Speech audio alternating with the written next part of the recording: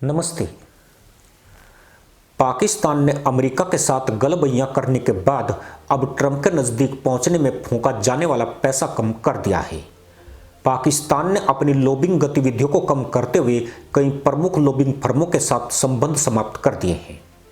Report बताती है कि साल 2025 में पाकिस्तान ने अमेरिकी प्रशासन तक पहुंच बनाने के लिए रिकॉर्ड स्तर पर पैसा खर्च किया था, लेकिन अब उसने अपने खर्च में बड़ी कटौती की है।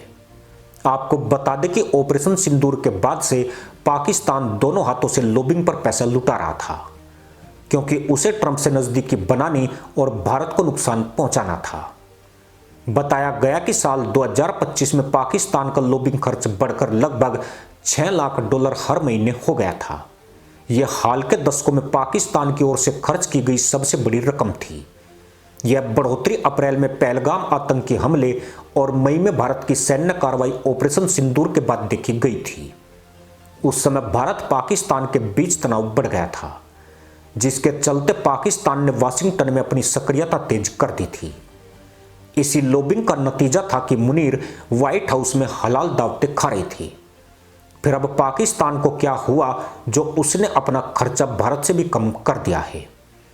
अब पाकिस्तान ने जेवलिन एडवाइजर, साइडेन लो, orchid advisors, square pattern box और कंसेंस पॉइंट कंसल्टिंग जैसी 5 बड़ी लॉबिंग फर्मों से अपने अनुबंध खत्म कर दिए हैं। अमेरिकी न्याय विभाग में दाखिल दस्तावेजों के मुताबिक इन फर्मों को मिलाकर लगभग $4.5 लाख प्रति माह का भुगतान किया जा रहा था। इनका काम व्हाइट हाउस, अमेरिकी कांग्रेस और स्टेट डिपार्टमेंट जैसे संस्थानों के साथ संपर्क बनाना और पाकिस्तान के पक्ष में माहौल तैयार करना था। जेवलिन एडवाइजर की स्थापना कीथ सिलर और जॉर्ज सोरियल ने की थी, जो पूर्व राष्ट्रपति डोनाल्ड ट्रंप से जुड़े रहे हैं।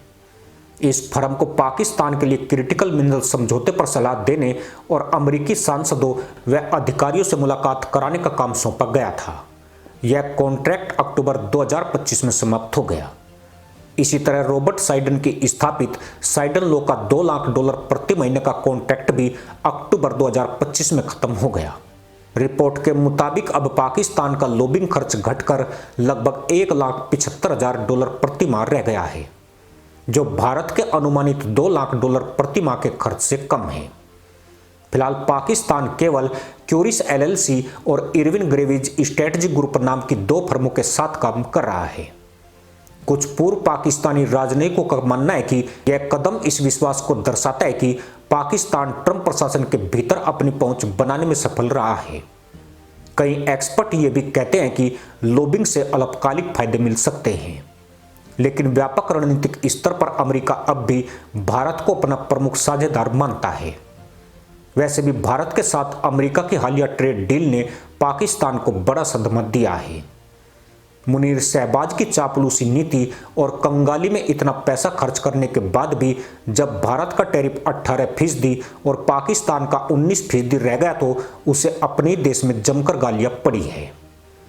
यही वजह है कि पाकिस्तान अब लॉबिंग पर पैसा फूंकना नहीं चाहता। इसी के साथ अनुमति दोस्तों, जय हिंद, वंदे मातरम।